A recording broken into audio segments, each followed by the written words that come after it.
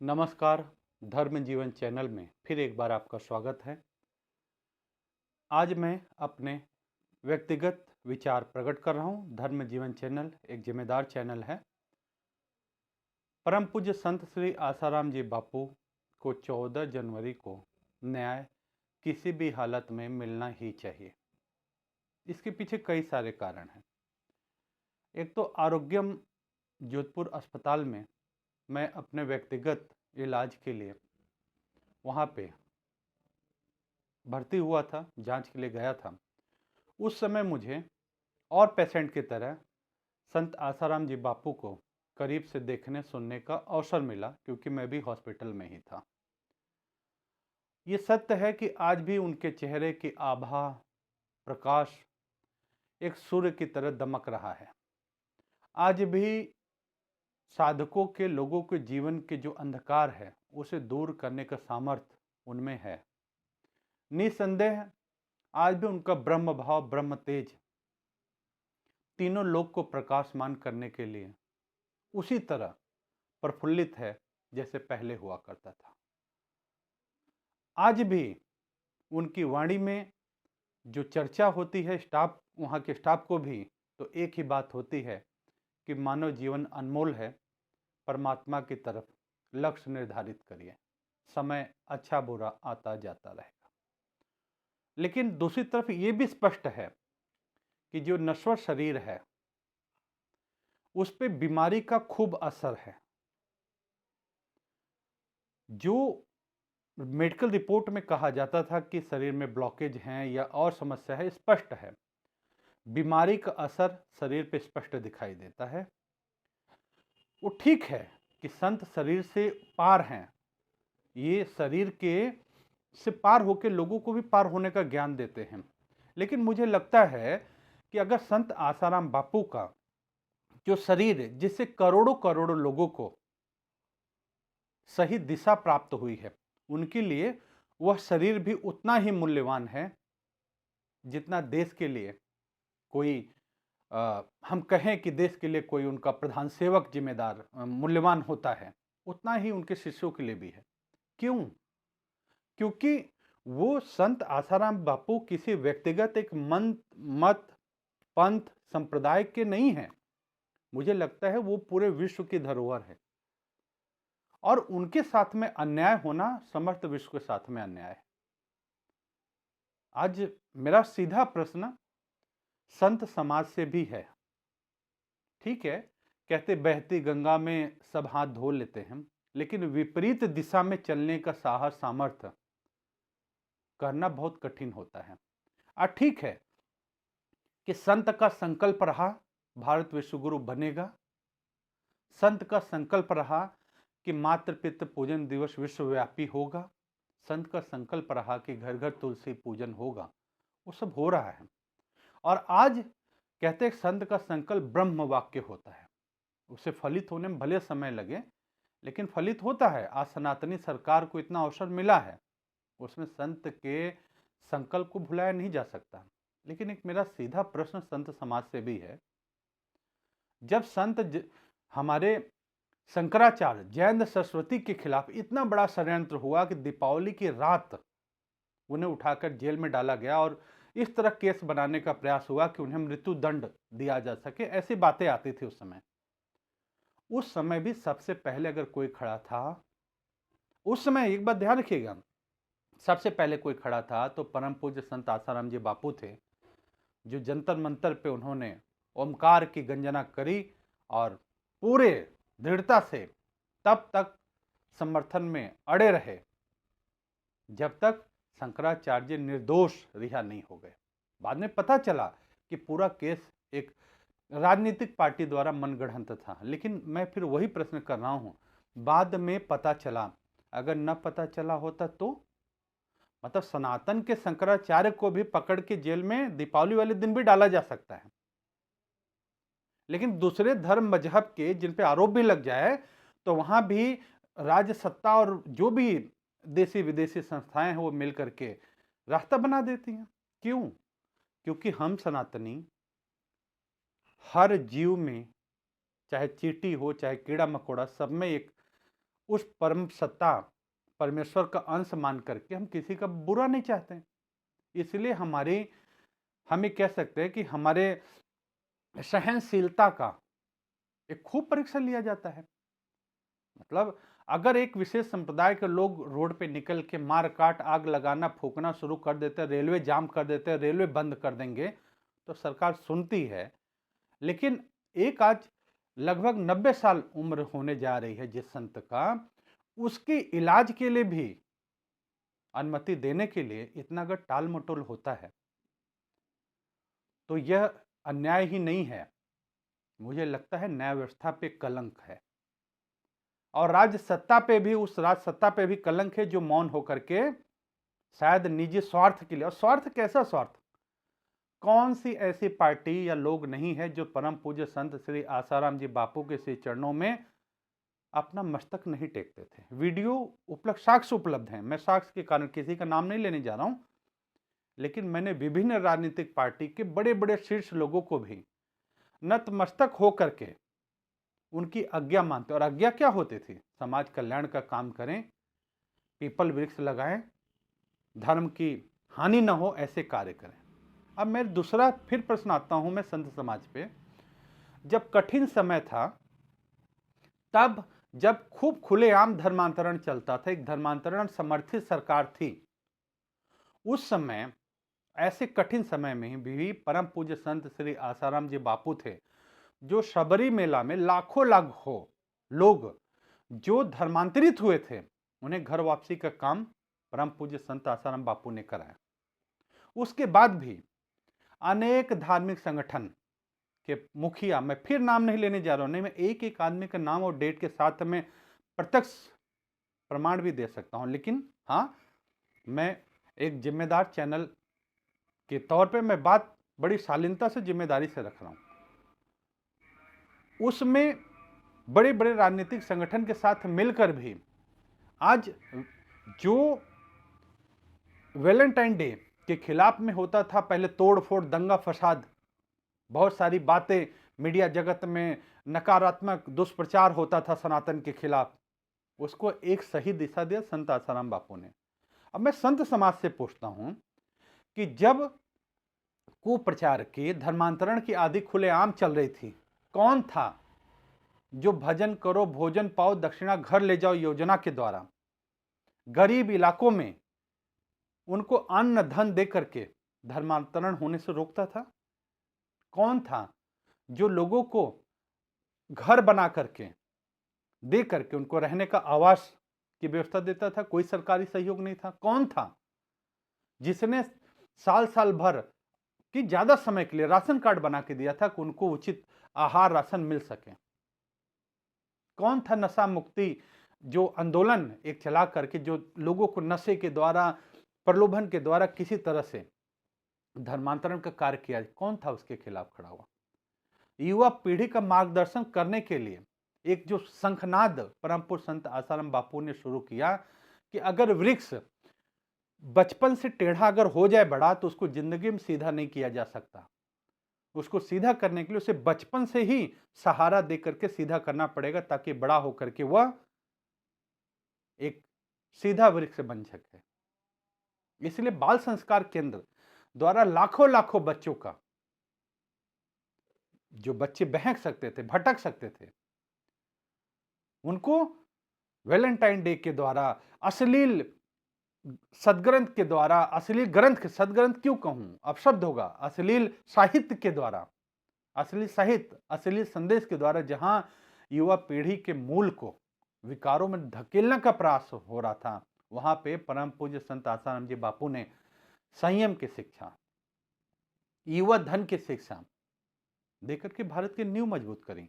और मैं फिर कह रहा हूं कि अगर इस तरह धर्मांतरण चलता रहता, अगर परम पूज्य संत आसाराम बापू भी किसी राजनीतिक विशेष पार्टी के दबाव में आकर के उनके मन माफिक ही सिर्फ काम करते, वो भी समय आने पे, उचित समय आने पे, नहीं तो हमने बहुत ऐसे योग गुरु और धर्माचार्य को नतमस्तक होते हुए देखा, और रात में छुप के कपड़े बदल के भागते हुए भी देखा है, जब विपक्षी सरकार, विपक्षी सनातन के विपक्ष वालों की सरकार थी। लेकिन उस समय भी परम पूज्य संत आसाराम जी बापू अपने सत्संग में स्पष्ट रूप से सनातन के लिए आवाज उठाते थे। अगर मान लीजिए लोगों का सनातन से विश्वास ही खत्म हो जाता तो आज भागवत कथा सुनने के लिए कौन पहुंचता। आज मान लीजिए कि अगर सनातन से लोगों का विश्वास खत्म हो जाता तो आज जो है सनातन से अगर विश्वास खत्म हो जाता तो आज ये राम मंदिर के लिए इतना उत्सव मनाने वाला कौन होता। और जो लोग धर्मांतरित हो चुके हैं, सनातनी थे, क्या उन्हें उतना आनंद है, उतना उत्साह है? क्या उन्हें प्रयागराज संगम का महाकुंभ का उत्साह है? क्या राम मंदिर का उत्साह है? लेकिन सबको आज अगर सनातन बचा है, देव शक्तियां हमेशा रहती हैं, लेकिन बहुत जगह ऐसा था, हमने देखा अफगानिस्तान में भगवान बुद्ध की समस्त मूर्तियां तोड़ दी गई। कहां है बौद्ध धर्म के मानने वाले? अगर सनातन को सनातन को समाप्त करने का दुष्प्रचार चल रहा था तो फिर सनातन अगर समाप्त हो जाएगा, देव शक्तियों का कहां से प्रभाव रहेगा? और जो कहते हैं सनातन कभी समाप्त नहीं हो सकता, नहीं, सनातन समाप्त नहीं हो सकता, लेकिन सनातन का जो सत्प्रचार वो तो दब सकता है ना, रुक सकता है। तो उस समय जब कोई नहीं खड़ा होता था तब परम पूज्य संत आसाराम जी बापू सनातन को बचाने के लिए खड़े थे। एक मैं अस्पष्ट बात कह रहा हूं, मेरे पास कोई सबूत साक्ष्य आज लेके नहीं बैठा हूं। जंतर मंतर के दौरान वहां पे कुछ जिम्मेदार उस समय के लोग, अभी मेरे पास कोई साक्ष्य नहीं, बहुत बड़ी बात कहने जा रहा हूं, उस समय लोग मिले, उन्होंने कहा बाबा अगर सेटिंग कर ले तो क्या है, पूरा केस यही है ना कि एक लड़की जिसकी उम्र 18 साल नहीं हुई उसके शरीर पे गलत नियत से हाथ घुमाया, तो 18 साल से कम बच्चे के शरीर पे स्पर्श करना भी एक बलात्कार माना जाता है। इसलिए जो पॉक्सो कानून के तहत, जिसका गैर जमानती कानून, वो लगा के बनाया गया है। अगर बाबा सेटिंग कर ले तो जो शरीर पे हाथ घुमाया उसकी जगह सिर्फ एक श कर हटा के अगर वही केवल सिर पे हाथ घुमाया कर दें, सिर पे हाथ घुमाया कर दे तो आशीर्वाद हो जाएगा। और बोल देंगे कि बच्ची नाबालिग थी, बाबा के प्रति सम्मान था, तो घबराहट में सिर को शरीर बोल दिया और केस खत्म हो जाएगा। लेकिन बाबा फलानी फलानी राजनीतिक पार्टी की बातों को मान लें या जो भी विषय होता, मेरे पास कोई सबूत नहीं खड़ा है, मैं स्पष्ट बोल रहा हूँ, सबूत नहीं है, उस समय सुनी हुई बात थी और मीडिया जगत भी बहुत सारी सुनी हुई बात कहा है, मैं भी अपनी सुनी हुई बात रख रहा हूं सामने। लेकिन बाबा जी ने, परम पूज्य संत आसाराम बापू ने कभी भी अपने सम्मान और सिद्धांत के साथ समझौता नहीं किया, स्पष्ट समझना। उन्होंने सनातन के लिए कष्ट सहना मंजूर किया। शायद ऐसे सुनने में आया था कि कुछ लोगों ने संदेश भेजा कि भाई फलानी पार्टी भले सनातन खिलाफ रही है, अगर उसकी कुछ बातें मान ली जाए तो ऐसे हो सकता है। तो उस समय बाबा ने कहा था कि सनातन जीवित रहना चाहिए, भले मैं 10 वर्ष जेल में रहूं तो क्या हुआ।